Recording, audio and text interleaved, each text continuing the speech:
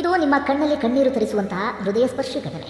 ಬರೀ ನೆಗೆಟಿವ್ ಸುದ್ದಿಗಳನ್ನು ಕೇಳ್ತಿರ್ತೀವಿ, ಅದರ ನಡುವೆ ಒಂದೊಳ್ಳೆ ಪಾಸಿಟಿವ್ ಸುದ್ದಿ ಇದು.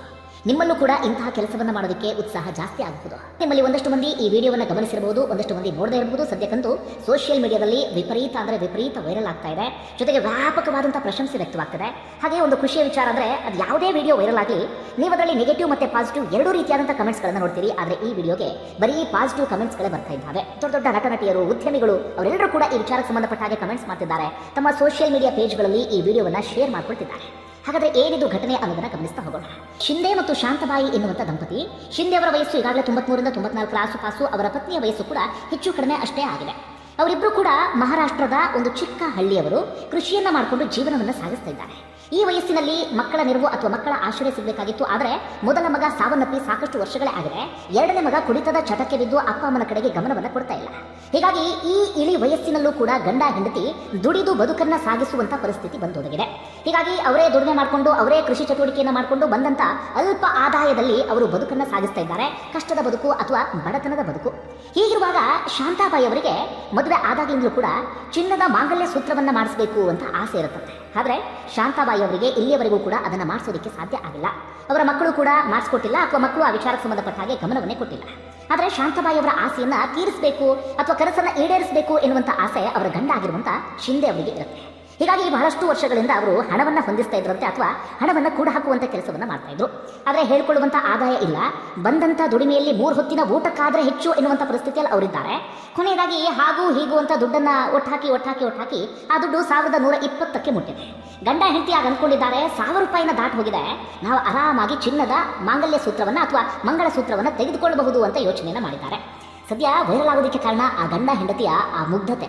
ಅಂದರೆ ಅವರಿನ್ನೂ ಕೂಡ ಆ ವಯಸ್ಸಿನಲ್ಲೇ ಇದ್ದಾರೆ. ಅಂದರೆ ಅವರು ಮದುವೆ ಆಗುವಂಥ ವಯಸ್ಸಿನಲ್ಲಿ ಚಿನ್ನದ ರೇಟ್ ಎಷ್ಟಿತ್ತು, ಅವ್ರ ತಲೆಯಲ್ಲಿ ಅದೇ ಕೂತಿದೆ. ಅಂದರೆ ಆ ರೇಟಿಗೆ ಚಿನ್ನ ಸಿಗುತ್ತೆ ಇವತ್ತು ಅಂತ. 10 ಗ್ರಾಮ್ ಚಿನ್ನ ಈಗಾಗಲೇ ಲಕ್ಷವನ್ನು ಮೀರಿ ಹೋಗಿದೆ ಎನ್ನುವಂಥ ವಿಚಾರ ಪಾಪ ಅವ್ರಿಗೆ ಗೊತ್ತಿಲ್ಲ. ಯಾಕಂದರೆ ಯಾವ ನ್ಯೂಸನ್ನು ಕೂಡ ನೋಡೋದಿಲ್ಲ, ಅವ್ರಿಗೆ ಹೇಳುವಂಥವ್ರು ಯಾರು ಕೂಡ ಇಲ್ಲ. ಹೀಗಾಗಿ ಅದು ಯಾವುದ್ರ ಬಗ್ಗೆಯೂ ಕೂಡ ಅರಿವಿಲ್ಲ. ಅವರಲ್ಲಿ ಇದ್ದಿದ್ದು ಬರೀ ಮುಗ್ಧತೆ ಮಾತ್ರ. ಮದುವೆ ಆಗುವ ವಯಸ್ಸಿನಲ್ಲಿ ಚಿನ್ನ ಎಷ್ಟಿತ್ತು, ಈಗಲೂ ಕೂಡ ಅದೇ ರೇಟ್ ಇದೆ ಎನ್ನುವ ರೀತಿಯಲ್ಲಿ ಯೋಚನೆ ಮಾಡ್ಕೊಂಡು ಅವ್ರು ಬರ್ತಾರೆ. ಅಂತಿಮವಾಗಿ ಅವರು ಮಹಾರಾಷ್ಟ್ರದ ಪಂಢರಾಪುರ ಎನ್ನುವಂಥ ಒಂದು ಪ್ರದೇಶಕ್ಕೆ ಬರ್ತಾರೆ. ಅವರು ಪಾದಯಾತ್ರೆಯನ್ನು ಹೋಗ್ತಾ ಇದ್ದಂಥವರು. ಪ್ರತಿ ವರ್ಷವೂ ಕೂಡ ಪಾದಯಾತ್ರೆಯನ್ನು ಬರ್ತಾ ಇದ್ರಂತೆ. ಆಷಾಢ ಏಕಾದಶಿಯ ನಿಮಿತ್ತವಾಗಿ ಪಾಂಡುರಂಗನ ದರ್ಶನವನ್ನು ಪಡೆದು ಅದಾದ ಬಳಿಕ ತಮ್ಮ ಊರಿಗೆ ವಾಪಸ್ ಹೋಗ್ತಾ ಇದ್ರು. ಆದರೆ ಈ ವರ್ಷ ಅವ್ರಿಗೆ ಬಹಳ ವಿಶೇಷ. ಯಾಕಂದ್ರೆ ಅವರು ಕೂಡಿಟ್ಟಂತ ಹಣ 1000 ರೂಪಾಯಿನ ದಾಟಿ ಹೋಗಿತ್ತಲ್ಲ. ಹೀಗಾಗಿ ಶಿಂದೆ ಅವರಿಗೆ ಖುಷಿ ಏನಪ್ಪಾ ಅಂದ್ರೆ, ನನ್ನ ಹೆಂಡತಿಯ ಕನಸನ್ನು ನಾನು ಈಡೇರಿಸ್ತಾ ಇದ್ದೀನಿ, ಕೊನೆಗೂ ಆಕೆಗೆ ಖುಷಿ ಪಡಿಸ್ತಾ ಇದ್ದೀನಿ ಅನ್ನುವಂಥ ಯೋಚನೆ. ಅವರ ಪತ್ನಿ ಶಾಂತಾಬಾಯಿ ಇಷ್ಟು ವರ್ಷಗಳ ಕಾಲ ಕನಸನ್ನು ಕಂಡಿದ್ದೆ ಈ ಇಳಿ ವಯಸ್ಸಿನಲ್ಲಿ ಚಿನ್ನದ ಮಂಗಳಸೂತ್ರವನ್ನು ಧರಿಸಬಹುದಲ್ಲ ಎನ್ನುವಂಥ ಖುಷಿ. ಹೀಗಾಗಿ ಅವರು ಪಂಢರಾಪುರಕ್ಕೆ ಬಂದಾಗ ಅಲ್ಲೇ ಸಮೀಪದಲ್ಲಿ ಇದ್ದಂಥ ಜ್ಯುವೆಲ್ ಶಾಪ್ ಒಂದಕ್ಕೆ ಒಳಗಡೆ ಹೋಗ್ತಾರೆ. ಇವರು ಬರ್ತಾ ಇದ್ದ ಹಾಗೆ ಜ್ಯುವೆಲ್ರಿ ಶಾಪ್ನ ಮಾಲೀಕರು ಅಥವಾ ಸಿಬ್ಬಂದಿ ಎಲ್ಲರೂ ಅಂದ್ಕೊಂಡಿದ್ದು ದಾನ ಕೇಳೋದಕ್ಕೆ ಬಂದಿದ್ದಾರೆ ಅಂತ. ಅಂದ್ರೆ ಪಾದಯಾತ್ರೆ ಹೋಗುವಂಥವ್ರು ತುಂಬಾ ಮಂದಿ ದಾನ ಕೇಳೋದಕ್ಕೆ ಬರ್ತಾರೆ. ಹೀಗಾಗಿ ಇವರು ಕೂಡ ಹಾಗೆ ಅಂದ್ಕೊಂಡಿದ್ದಾರೆ. ಅವ್ರ ಕೈಗೆ ಇಂತಿಷ್ಟು ಹಣ ಅಂತ ಹೇಳಿ ಇಡೋದಕ್ಕೆ ಹೋಗಿದ್ದಾರೆ. ಆಗ ಶಿಂದೆ ಅವರು ಮಾತಾಡೋದಕ್ಕೆ ಶುರು ಮಾಡ್ಕೊಂಡಿದ್ದಾರೆ. ಇಲ್ಲಪ್ಪ, ನಾವು ಭಿಕ್ಷೆ ಬೇಡೋದಕ್ಕಾಗಲಿ ಅಥವಾ ದಾನ ಕೇಳೋದಕ್ಕಾಗಲಿ ಬಂದಿಲ್ಲ, ನಾನು ಚಿನ್ನ ತಗೊಳಕ್ ಬಂದಿದ್ದೇನೆ, ನನ್ನ ಹೆಂಡತಿಗೆ ಮಂಗಳಸೂತ್ರ ಅಥವಾ ಮಾಂಗಲ್ಯ ಸೂತ್ರ ಬೇಕು ಅಂತ ಕೇಳಿದ್ದಾರೆ.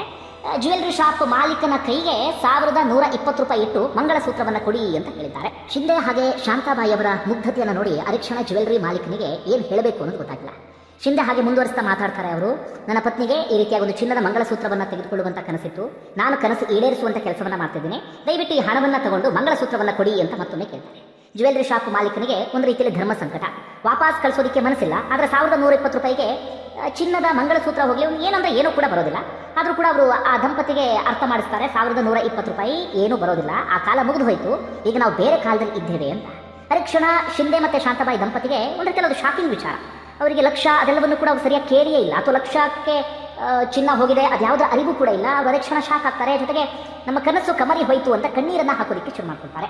ತಕ್ಷಣವೇ ಜ್ಯುವೆಲ್ರಿ ಶಾಪ್ ಮಾಲೀಕನಿಗೆ ಅವರ ಕಣ್ಣೀರು ನೋಡೋದಕ್ಕೆ ಸಾಧ್ಯ ಆಗೋದಿಲ್ಲ. ಜೊತೆಗೆ ಅವರ ಮುಗ್ಧತೆಗೆ ಅಷ್ಟೊತ್ತಿಗಾಗಲೇ ಅವರು ಕಳೆದು ಹೋಗಿಬಿಟ್ಟಿದ್ರು. ಒಂದು ನಿರ್ಧಾರಕ್ಕೆ ಬರ್ತಾರೆ, ಯಾವುದೇ ಹಣವನ್ನು ತೆಗೆದುಕೊಳ್ಳೋದು ಬೇಡ, ಅದರ ಬದಲಾಗಿ ಅವರಿಗೆ ಮಂಗಳ ಸೂತ್ರವನ್ನು ಕೊಡಬೇಕು ಅಂತ ಹೇಳಿ ತಕ್ಷಣವೇ ಅವರು ಮಂಗಳ ಸೂತ್ರವನ್ನು ತಂದು ಅವರ ಕೈಗೆ ಇಡ್ತಾರೆ. ಓಲೆ ಒಂದನ್ನು ಶಿಂದೆ ಅವರಿಗೆ ಕೊಟ್ಟು ನಿಮ್ಮ ಹೆಂಡತಿಗೆ ಕೊಡಿ ಎನ್ನುವಂಥ ಮಾತನ್ನ ಹೇಳ್ತಾರೆ. 1120 ರೂಪಾಯಿ ಹಣವನ್ನು ಆ ದಂಪತಿಗೆ ವಾಪಸ್ ಕೊಡ್ತಾರೆ. ಕೇವಲ ಅವರಿಂದ 20 ರೂಪಾಯಿ ಪಡೆದುಕೊಂಡು ಅವರಿಬ್ಬರ ಆಶೀರ್ವಾದವನ್ನು ಕೂಡ ಪಡಿತಾರೆ. ತಕ್ಷಣವೇ ಶಿಂದೆ ಅವರಿಗೆ ತಡ್ಕೊಳ್ಳೋಕೆ ಸಾಧ್ಯ ಆಗೋದಿಲ್ಲ. ಕಣ್ಣೀರನ್ನು ಹಾಕೋದಕ್ಕೆ ಶುರು ಮಾಡ್ಕೊಳ್ತಾರೆ. ಅವರ ಕಣ್ಣೀರಿನಲ್ಲಿ ನಾನಾ ರೀತಿಯಾದಂಥ ಅರ್ಥ ಇತ್ತು. ಯಾಕಂದರೆ ಜನ್ಮ ಕೊಟ್ಟಂಥ ಮಕ್ಕಳು ನೆರವಿಗೆ ಬರಲಿಲ್ಲ, ಅವರನ್ನ ಸಾಕಲೂ ಇಲ್ಲ, ಅಥವಾ ಅವರ ಕಷ್ಟ ಸುಖವನ್ನು ಕೇಳಲಿಲ್ಲ, ತಂದೆ ತಾಯಿಯ ಕನಸನ್ನೂ ಕೂಡ ಕೇಳಲಿಲ್ಲ. ಅದರ ನಡುವೆ ಹೆಂಡತಿಯ ಕನಸನ್ನು ಈಡೇರಿಸಬೇಕು ಅಂತ ಹೇಳಿ ಶಿಂದೆ ಮುಗ್ಧವಾಗಿ 1120 ರೂಪಾಯಿ ತೆಗೆದುಕೊಂಡು ಬಂದಿದ್ರಲ್ಲ.